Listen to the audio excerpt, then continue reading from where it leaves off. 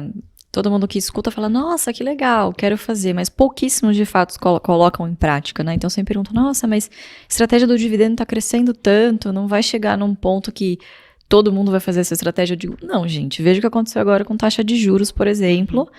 Assim, é um produto que o brasileiro conhece, é um produto que o brasileiro gosta, então, obviamente que houve uma migração de recursos da Bolsa para a renda fixa, né? Mas é de fato, assim, de novo, eu acho que depende muito do comportamento desse investidor, né? E ele entender que o dividendo, ele é parte do lucro. Se qualquer coisa acontece com a lucratividade dessa empresa, obviamente, se for uma boa empresa que gere bem os seus recursos, vez ou outra ela vai ter que destinar para outras coisas, para outras prioridades que não o dividendo. Né? Então a gente sempre fala que existem 2 tipos de empresas que não pagam dividendos. As que não podem e as que não querem no momento. As que não podem, provavelmente por margem muito espremidas, não tem muita geração de caixa forte, enfim, dessas a gente foge. Das que não querem, você tenta entender o porquê. Por que essa empresa não está distribuindo neste momento? Então vamos para uma TRPL, por exemplo. Pagou dividendos gigantes, né, até 2019, 2020. E entrou ali num período de menores dividendos. Mas por quê? Está num ciclo de investimento muito grande. Os dividendos que foram pagos em 2019 não caíram da árvore, foram de investimentos de 30 anos atrás. Então, mesmo essas empresas boas pagadoras de dividendo passam por ciclos de investimento para que no futuro você garanta um dividendo sustentável e perene. Né? Então, assim, não é dividendo a qualquer custo. Essa empresa parou de pagar dividendo, eu vendo e já vou para a próxima que está pagando dividendo. O dividendo ele é um pilar fundamental, mas você precisa entender da onde vem esse recurso e por que ele está sendo empregado assim. Se a empresa tiver uma destinação melhor para esse lucro, é de interesse do acionista, inclusive, que essa empresa não pague dividendos nesse momento. Sim. Seja para desalavancar ou qualquer coisa do tipo, né? Mas eu acho que o mais importante é você entender, se aprofundar no porquê das coisas, né? Infelizmente, a gente sabe que boa parte das pessoas físicas que investem para dividendos fazem o quê? Ranqueia lá os 10 maiores pagadores de dividendos. Bum! Aí o que aconteceu nesse último ciclo? Comprou Vale, comprou Gerdau, comprou só a empresa exportadora, que agora está entrando num ciclo reverso de queda das commodities e que, obviamente, não vão conseguir manter aquele alto nível de distribuição de dividendos. Obviamente, os preços também caem, porque a lucratividade cai. E aí ele fica segurando um negócio que ele não sabe por que ele comprou, não sabe o que a empresa faz, como que o setor funciona, a dinâmica, né? E aí acaba se frustrando. Então, entender o que a empresa faz, um pouquinho de ciclo pelo qual o contexto econômico que essa empresa está passando, é muito importante para você entender o porquê e a origem desse dividendo. Né?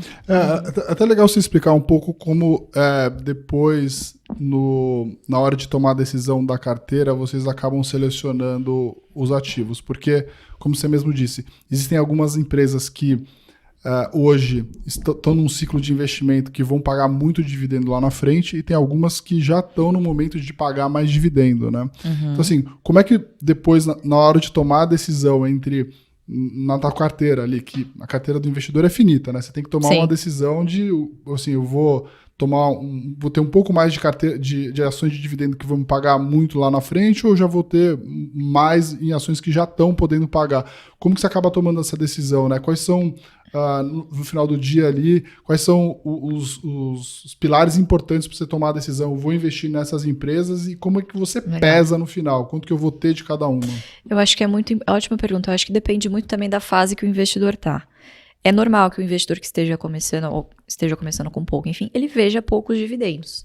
Então, é interessante que ele comece até com empresas um pouco mais maduras, que sejam mais fáceis dele entender o case, enfim, para que ele vá engordando, vá incorporando, né, esses dividendos nos seus aportes mensais. E aí, depois de algum determinado tempo, quando essa carteira já estiver mais robusta, ele parta para outros cases que venham a pagar dividendos quando seja interessante, né? Enfim, focar em yield futuro, né? Então, acho que tudo depende muito da fase que o investidor está. Acho que um fator muito importante, né, é justamente isso, do investidor ter essa visibilidade que os primeiros anos, eles são difíceis.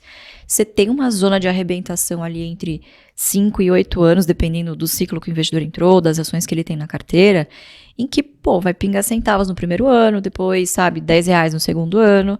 Só que entre esses 5 e 8 anos, em geral, a gente já rodou alguns estudos, ele já está recebendo o equivalente mensal em dividendos daquele dinheiro que ele tira do bolso dele para aportar. Então, em 5 a 8 anos... Entre 5 a 8 anos. O que ele começou a aportar lá atrás é o quanto ele já está tirando de dividendos. Em média por ano. Que legal. Exatamente. Que dá um yield mais ou menos de quanto aí, mais ou menos? Uns 7%, 8%? A gente sempre tem um target mínimo de 6%, né? Mas acontece quando você vai compondo juro após juro, né? Ano após ano, esse número ele cresce naturalmente, né? Então a gente olha muito para yield on cost, por exemplo, para evitar vender uma ação. Puta, uma ação subiu. Vendo ou não, eu vou olhar meu yield on cost. Puta, eu vou dar um exemplo. Um case polêmico que nem é previdenciário. Eu olho para Petrobras hoje, eu falo, puta, tá pago, tá 0 a 0 na minha carteira já. Eu vou vender?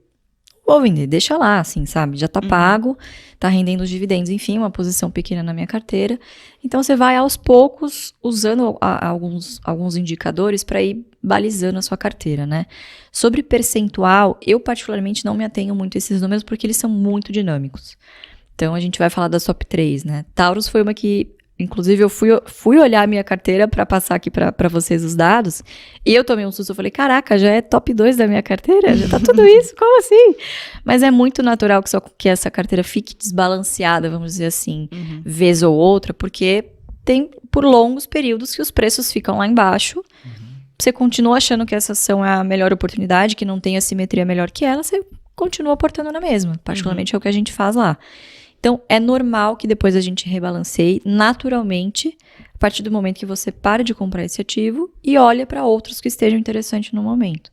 E aí você tem um limite, assim, do quanto que você pode ter de uma ação só? Qual foi o máximo de uma ação que você já teve na tua carteira em termos percentual? Eu não coloco limite, sendo bem honesta, mas o máximo que eu já cheguei foi BB Seguridade, em 35%, 40%. Mas sempre nessa filosofia de eu vou olhar se faz sentido o business, não importa sempre. Se eu tô com 30%, porque que tem viés, né? A gente acaba, quando você faz rebalanceamento de carteira, sempre vai ter um viés. Você vai falar, putz, eu acho que eu já tô concentrado demais. Sim. Mas a empresa ainda tem bastante oportunidade. Exatamente. Então, é interessante esse seu ponto de vista exatamente por isso, porque aqui, no geral, né, as pessoas elas ficam mais preocupadas, assim, né, se eu tô concentrado ou não, e acabam até esquecendo do negócio. E fazem o contrário também, né? Às vezes tem uma posição muito pequena, daquelas que não fazia mais sentido e querem aumentar para poder compensar as demais, fazer preço médio. Exatamente. Isso aí acaba se perdendo totalmente na estratégia. Exatamente.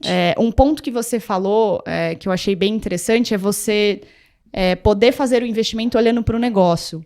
Quando você aportou em Petrobras, não sei exatamente quando foi, mas foi mais oportunista ou foi olhando uma carteira de dividendos para carregar ao longo do tempo? Assim, não, completamente oportunista. Interessante. 2020. Isso também você já faz, enfim. Assim, eu gosto... Meus cases de oportunidade, claro, oportunidade de assimetria em preço, mas principalmente empresas que possam pagar dividendos. Então, cara, quando você olha uma Petrobras a 11, 12 reais, foi a primeira aposta, depois comprei a 18, comprei um pouquinho mais a 20. Gerando um caminhão de caixa. Cara, gerando um caminhão de caixa, assim, por mais que o risco político, ele é grande, ele não pode ser, você não pode, né, virar o rosto para isso, mas assim, tudo é uma questão de preço também. O quanto de margem de segurança você está confortável baseado nesse risco que você vê em determinado case, né? Acho que isso é um risco legal até de a gente falar, né? Assim, hoje na carteira de vocês tem BB Seguridade, que em tese tem um risco aí estatal indireto, Banco do Brasil e Petrobras também, assim, você acaba analisando essa questão, você vê um governo muito vocal em falar que o dividendo O dividendo é nosso. É nosso, a gente está enriquecendo os gringos e tal, enfim, até a gente viu uma história na Petrobras de eles quererem mudar a questão da política de dividendos.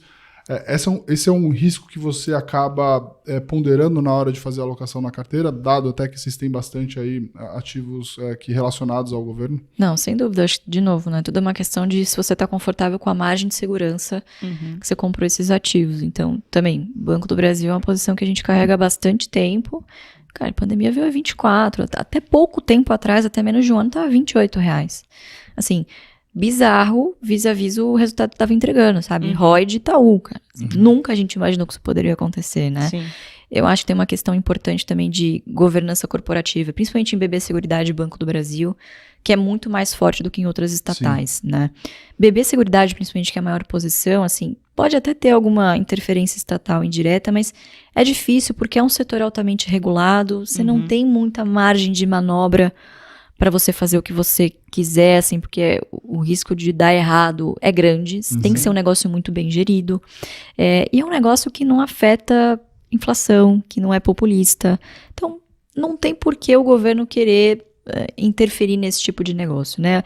O Banco do Brasil, óbvio, a gente tem que tomar um pouquinho mais de cuidado com concessão de crédito, enfim, mas, assim, aparentemente, as barreiras de governança que foram feitas nesses últimos 5 anos, assim, estão segurando bem. Tive a oportunidade de conhecer a CEO do banco, assim, uma pessoa de carreira, é uma pessoa técnica, né? Claro que tem o viés ideológico alinhado com o governo, mas é uma boa profissional, assim, e tá liderando o banco, né, assim, num caminho legal, assim, não vejo ela falando coisas do tipo, não queremos dar lucro, não, vejo ela sempre falar nos calls, inclusive com o time dela, de não, tem que dar resultado pro acionista, vão manter o payout da companhia, enfim, mas claro que é sempre um risco para ser ponderado. Né? Teve até uma notícia recente assim, a gente está vivendo um momento complicado do ponto de vista fiscal, né? Então o governo está procurando receitas de tudo quanto é lado. E existe uma forma, né, que o governo já usou lá atrás para resolver o problema fiscal, né, que é usar as empresas, né, o Banco do Brasil, Petrobras, para de alguma forma estimular a economia. E o Lula recentemente até falou que ele pretende usar os bancos estatais, né, então Caixa e Banco do Brasil essencialmente, para dar crédito mais barato. Como é que você vê essa questão do ponto de vista do risco para Banco do Brasil? É uma coisa que te preocupa? Eu acho que para Banco do Brasil o foco principal vai ser o agro. Eu acho que é uma excelente ferramenta que o governo tem também para fazer um aceno a um segmento que é extremamente, se não o mais importante do Brasil hoje e que não está 100% alinhado com a política que a gente vê hoje, né? Então, acho que pode haver algum aceno nesse sentido e, de fato, o banco tem cada vez mais crescido em carteira agro, né? Agora, a grande preocupação nesse sentido é mais em relação ao BNDES, né? Que a gente, de novo, está vendo uma interferência maior, inclusive, em indicação de conselheiros de administração, né? Que foi algo completamente ao contrário do que a administração anterior, né, que a administração política anterior fez, que é de, inclusive, vender grandes participações, né. Então, de novo, assim, a gente já viu esse filme de que campeãs nacionais não funciona muito bem, né, isso causa muitas eficiências no mercado e, claro, que a gente sabe que o risco de corrupção nesse meio é gigantesco, né, já aconteceu uma vez, porque não aconteceria de novo, né, então acho que é algo, sem dúvida, para monitorar, sim.